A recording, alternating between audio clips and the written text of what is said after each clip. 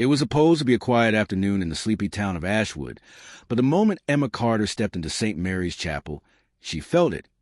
A strange chill that seemed to seep through her skin and settle deep in her bones.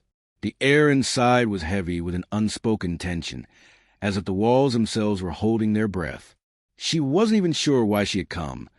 Something about the obituary for Clara Bennett, a woman she barely knew, had caught her eye. Maybe it was the way the announcement ended. Her passing leave behind more questions than answers. That line gnawed at Emma, pulling her toward the funeral like an invisible thread.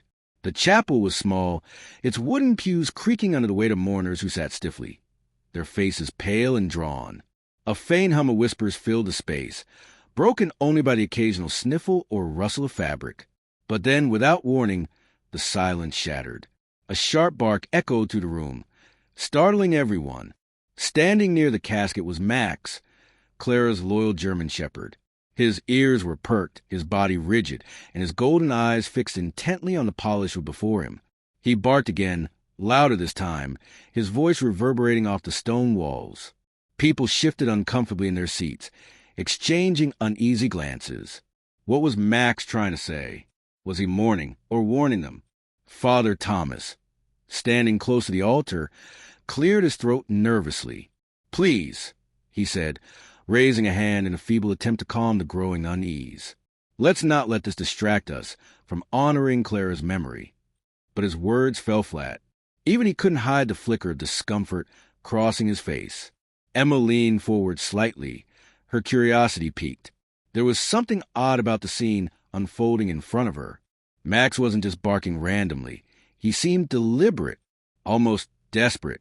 Her gaze drifted between the dog and the priest, noticing how Father Thomas avoided looking directly at the casket. Why would he do that? And why did his hands tremble when he adjusted his robes? Beside her, an elderly woman whispered to her companion, "Doesn't it seem strange? Like he knows something we don't." Emma's heart skipped a beat. Could Max really sense something no one else could see? Or was her imagination running wild? Before she could dwell on it further, another man rose from his seat. He moved slowly, deliberately, drawing every eye in the room. His name was Daniel Harper, a newcomer to Ashwood who had arrived just weeks ago. No one knew much about him, but there was something magnetic about the way he carried himself. Calm yet alert, as though he were always observing, always piecing things together. Daniel knelt beside Max, speaking softly. "Hey there, buddy. What is it? What are you trying to tell us?" For a moment, Max stopped barking. He tilted his head, studying Daniel as if deciding whether to trust him. Then, with a low whine, he turned back to the casket, his gaze unwavering. Daniel followed the dog's line of sight, his brow furrowing. Something didn't add up here. "Maybe we should listen," Daniel murmured, loud enough for those nearby to hear. "Maybe Max knows something we're missing." The murmurs grew louder, rippling through the crowd like waves. Some people nodded hesitantly, intrigued by Daniel's suggestion. Others frowned, clearly uncomfortable with the idea of letting a dog dictate the tone of a funeral. Father Thomas, however, looked anything but calm. Beads of sweat formed on his forehead, and his grip on the lectern tightened until his knuckles turned white. "This is absurd," the priest snapped, his voice sharper than anyone expected. "We are here to honor Clara, not indulge in superstitions." But Daniel wasn't deterred. If anything, Father Thomas's reaction only fueled his suspicions. Why was the priest so eager to shut down any discussion? What was he hiding? With Max still barking insistently, Daniel decided to take matters into his own hands. He stood up slowly, his movements deliberate. If Max thinks there's something wrong, maybe we owe it to Clara to find out what it is. The room erupted into chaos. Voices overlapped, some shouting in agreement, others demanding respect for the sanctity of the occasion. Amid the commotion, Emma noticed something peculiar. Father Thomas's eyes darted toward the exit, as if calculating his chances of escape. Whatever was going on, it was clear that the priest was hiding something, and Daniel seemed determined to uncover it. As the argument escalated, Daniel took a step closer to the casket, his focus razor-sharp. Max trotted ahead, sniffing the ground around the base of the coffin. Emma watched, her pulse quickening. She didn't know Daniel, But there was something compelling about the way he approached the situation, with calm determination and a hint of defiance. It made her wonder, who exactly was this man, and why did he care so much about a stranger's death? "Tell me, Father," Daniel said, turning to face the priest. His tone was polite but firm, each word carefully chosen. "How did Clara die?" The question hung in the air like a storm cloud, heavy and ominous. For a split second, the entire chapel fell silent. Even Max stopped barking, his ears twitching as if he too was waiting for an answer. Father Thomas swallowed hard, visibly flustered. "She passed peacefully in her sleep," he replied, his voice trembling slightly. "I found her myself. There's nothing more to say." But Daniel wasn't satisfied. "Why was she alone? And why were you the one who discovered her body?" The murmurs returned, louder this time. People exchanged wary glances, their earlier grief giving way to suspicion. Father Thomas's face flushed red, and his hands clenched into fists at his sides. "This is disrespectful," he shouted, his voice cracking. "Leave this place immediately or I'll call the authorities." Max growled low his throat, the sound sending a shiver down Emma's spine. Daniel, unfazed, locked eyes with the priest. "You can try," he said evenly, "but I think we both know there's something you're not telling us." The tension in the room was palpable now, thick enough to cut with a knife. Emma glanced around, noticing how divided the crowd had become. Some people sided with the priest, urging Daniel to leave. Others, emboldened by his questions, began whispering among themselves, speculating about what might have really happened to Clara. And then, almost imperceptibly, Max tugged at Daniel's sleeve with his teeth, urging him toward the door. It was as if the dog had a plan, and Daniel, sensing it, decided to follow. Outside, the cold wind whipped through the cemetery, carrying with it the scent of damp earth and decaying leaves. Max led the way, his nose pressed to the ground as he sniffed out a trail. Daniel trailed behind, his mind racing with possibilities. Emma, unable to resist her curiosity, slipped out after them, keeping a safe distance. Where was Max taking them? And what secrets lay buried beneath the surface of the seemingly idyllic town? Max led them through the cemetery, his paws crunching against the gravel path as he weaved between weathered tombstones and gnarled trees. The wind carried a faint whistle, almost like whispers from the past, urging them forward. Emma followed closely behind Daniel, her heart pounding with a mix of fear and curiosity.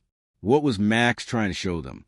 And why did it feel like the air around them grew heavier with each step?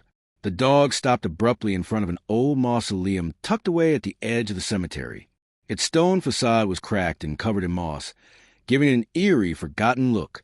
Max sat down, his tail thumping against the ground, his eyes fixed on the heavy iron door that hung slightly ajar.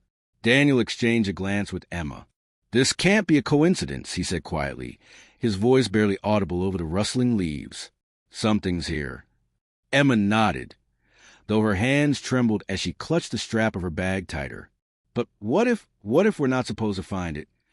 "That's exactly why we need to," Daniel replied firmly. He stepped closer to Mausoleum, pushing the door open further. The hinges groaned in protest, echoing into the stillness of the cemetery. Inside, the air was colder, damp, and thick with the scent of earth and decay. Max trotted inside without hesitation, his nose pressed the ground as he sniffed intently. Daniel pulled out his phone, using its flashlight to illuminate the dark space. The beam revealed rows of dusty coffins stacked along the walls, their inscriptions faded with time. But something else caught his eye, a fresh patch of disturbed dirt in the center of the room. "Someone's been digging here recently," Daniel muttered, kneeling beside the uneven mound. He brushed away some of the loose soil with his fingers, revealing the corner of a wooden box buried beneath. Emma gasped softly, taking a step back. "Do you think this has something to do with Clara?" "It's possible." Daniel's jaw tightened as he continued clearing the dirt. "Whatever it is, it's important enough for someone to hide it." With effort, he managed to pry the box free from the ground. It was small but surprisingly heavy, its surface scratched and splintered as if it had been hastily handled. As he opened it, both he and Emma froze. Inside were stacks of cash, neatly bundled and labeled with names they recognized from the village. There were also documents, handwritten notes, and photographs depicting Father Thomas meeting with unfamiliar faces in shadowy locations. One photo stood out. It showed the priest standing near the church altar, holding a small metal case identical to the one Max had reacted to earlier. This is insane," Emma whispered, her voice shaking. "Is this money from the congregation? Is he stealing from them?" "It looks like it," Daniel said grimly. His mind raced as he pieced together the implications. "But there's more to it than just theft. These photos, these meetings, they suggest something bigger, something dangerous." Max let out a low whine, drawing their attention back to him. The dog was staring at the entrance of the mausoleum, his ears perked and body tense. A moment later, they heard it too, the sound of footsteps approaching. "Someone's coming," Emma hissed, panic rising in her chest. Daniel quickly closed the box and shoved it under his arm. "We need to go. Now." They slipped out the back of the mausoleum, ducking behind a cluster of trees as two figures emerged into view. Even in the dim light, they could make out Father Thomas and another man dressed in a dark suit. Their voices were low but urgent, their expressions tense. "I told you not to leave any traces," the suited man snapped, gesturing angrily toward the mausoleum. "If anyone finds out about this—" "They won't," Father Thomas interrupted sharply, though his tone betrayed a hint of unease. "No one knows about this place except us. And Clara, well, she won't be talking anymore." Emma stifled a gasp, her hand flying to her mouth. Beside her, Daniel's fists clenched tightly around the box. They had suspected foul play, but hearing it confirmed sent a chill down their spines. The men lingered for a few more moments before heading back toward the church, leaving Daniel, Emma, and Max hidden in the shadows. Once they were certain the coast was clear, Daniel turned to Emma, his expression resolute. "We have evidence now," he said, "enough to expose him. But we need to be careful. If Father Thomas realizes we know, we might end up like Clara." Emma swallowed hard, nodding despite the fear coursing through her veins. "What do we do next?" "For starters," Daniel said, glancing down at Max, who wagged his tail encouragingly, "we follow the trail Max started. Whatever secrets are buried in this town, we're going to uncover them, all of them." And with that, they set off once again, guided by the loyal dog whose instincts had already proven invaluable. Little did they know, the deeper they dug, the darker the truth would become. But one thing was certain, there was no turning back now. The trio, Daniel, Emma, and Max, moved swiftly through the cemetery, their footsteps muffled by the damp earth. The air was thick with anticipation, each shadow seeming to stretch longer as dusk crept closer. Max led them with unwavering determination, his nose twitching as he sniffed out a trail only he could perceive. Daniel clutched the wooden box tightly under his arm, its weight both literal and metaphorical pressing down on him. Whatever secrets it held, they were just the beginning. Emma glanced over her shoulder nervously, half expecting Father Thomas or the suited man to appear behind them at any moment. "Do you think they know we're onto something?" she whispered, her voice barely audible above the rustling leaves. "They might," Daniel replied, his tone grim but resolute. "But if we stop now, we'll never know what really happened to Clara, or why Max is so desperate to show us." Max let out a soft whine, as if agreeing, and quickened his pace. He darted ahead, stopping near an old oak tree whose gnarled roots twisted like veins across the ground. Beneath the tree lay a patch of disturbed soil, darker than the rest, as though someone had recently dug there. Daniel crouched beside it, brushing away loose dirt with his hands. "This looks fresh," he muttered, exchanging a glance with Emma. She nodded silently, her eyes wide with apprehension. Together, they began digging, their fingers scraping against the cold, hard ground until they hit something solid, a metal handle. With effort, Daniel pulled it free, revealing a small chest coated in mud. His heart raced as he opened it, revealing stacks of documents tied together with fraying string. Among them were faded photographs, handwritten letters, and what appeared to be financial records. This isn't just about Clara," Daniel said slowly, flipping through the papers. "It's bigger, much bigger." "What do you mean?" Emma asked, leaning in to get a better look. "These names, they're people from the village, donors, volunteers, even local business owners. Daniel's jaw tightened as realization dawned. Father Thomas has been using the church as a front for some kind of scheme. These records, it's proof of embezzlement, maybe worse. Emma gasped, covering her mouth with her hand. So Clara found out? Is that why she's dead? It's possible, Daniel said, his voice low, but I don't think it ends there. Look at this. He held up one of the photographs, showing Father Thomas standing with unfamiliar figures outside the church. Their expressions were tense, almost conspiratorial. In the background, barely visible, was the outline of a van marked with strange symbols. Who are those people? Emma asked, her voice trembling. And what does that van have to do with anything? I don't know yet, Daniel admitted, but Max seems to think we're on the right track. Sure enough, the dog was pacing anxiously, his gaze fixed on the horizon beyond the cemetery gates. As night fell, the three made their way back into town, keeping the shadows to avoid drawing attention. They decided to regroup at Emma's house, a cozy cottage on the outskirts of Ashwood, where prying eyes wouldn't find them easily. Inside, Daniel spread the contents of the chest across the dining table, organizing the documents into piles while Max curled up nearby, his ears perked for any unusual sounds. Emma brewed a pot of tea, her hands shaking slightly as she poured 2 cups. What happens next? She asked, sliding one toward Daniel. We can't exactly go to the police, not without more evidence. And who knows how deep this goes. You're right, Daniel agreed, sipping his tea thoughtfully. But we also can't let this sit. If Father Thomas is involved in something criminal, and Clara paid the price for uncovering it, we owe it to her to expose the truth. Emma hesitated, then nodded. Then we keep digging, but carefully. We need to figure out who else is involved and how far this web extends. Just then, Max perked up, his ears swiveling toward the window. A faint sound echoed from outside, a car engine rumbling to life. Daniel crossed the room quietly, pulling back the curtain just enough to peek outside. Across the street, a black sedan idled near the curb, its headlights off. 2 men sat inside, their silhouettes barely visible in the dim light. Someone's watching us, Daniel murmured, dropping the curtain back into place. Probably Father Thomas's men. Emma's face paled. How do they find us? I don't know, Daniel admitted, his mind racing. But we can't stay here. Not tonight. Grabbing the documents, they packed everything into a backpack and slipped out the back door, Max trotting silently at their heels. The streets of Ashwood were eerily quiet, the usual hum of evening activity replaced by an oppressive stillness. Every flicker of movement in the darkness felt like a potential threat. Their destination was an abandoned cabin deep in the woods, a place Daniel remembered passing during his explorations of the area. It wasn't much, a crumbling stone structure overrun with ivy, but would provide shelter for the night. As they settled in, Daniel lit a lantern, casting flickering shadows across the walls.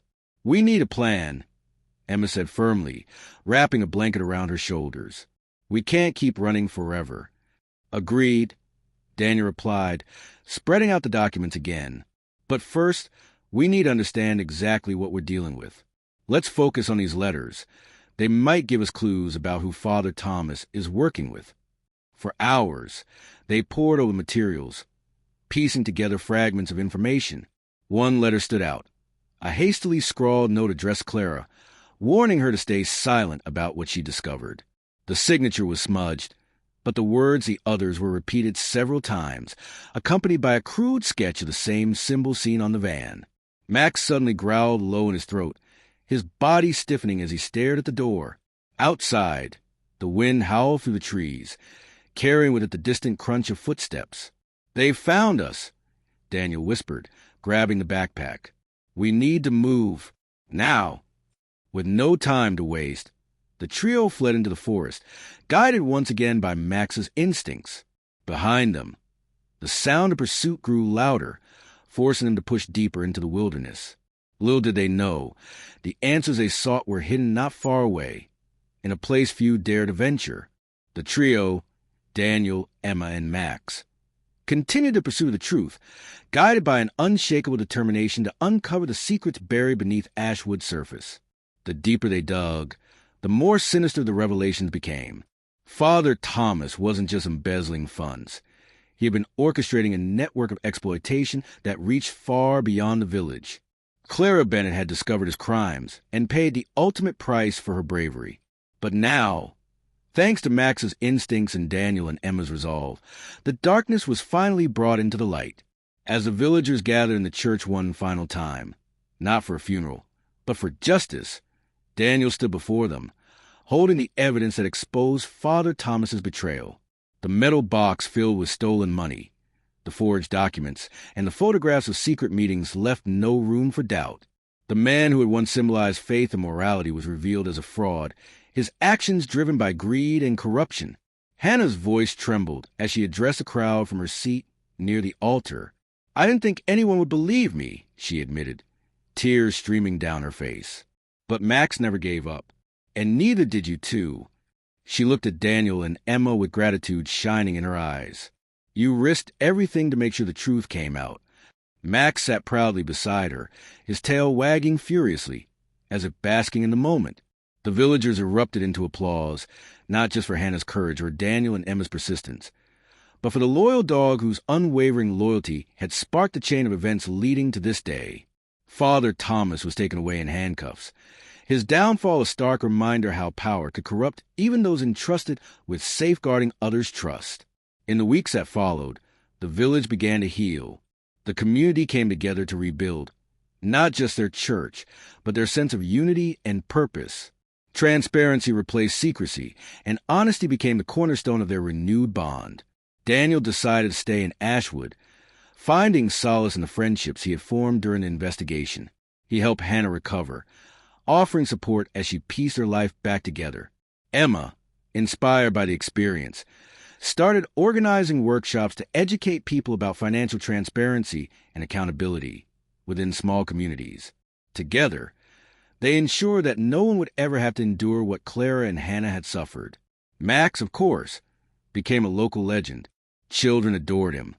Adults praised him, and everyone agreed that without his keen intuition, the truth might never have surfaced. A plaque was placed outside the church in his honor, bearing the inscription, "In memory of those who seek truth, no matter how hidden it may be." As the sun set over Ashwood, casting golden rays across the newly restored church, Daniel reflected on everything that had transpired. He turned to Emma and said softly, "You know, it's funny. We thought we were solving a mystery, but really, we were learning something much bigger." "What's that?" Emma asked, leaning against a wooden fence. "That sometimes the hardest truths are the ones we're fighting for," Daniel replied. "And that courage isn't about being fearless. It's about doing what's right, even when you're scared."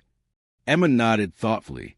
"And trusting your instincts," she added, glancing at Max, who lay contentedly at their feet, "even if those instincts belong to a dog."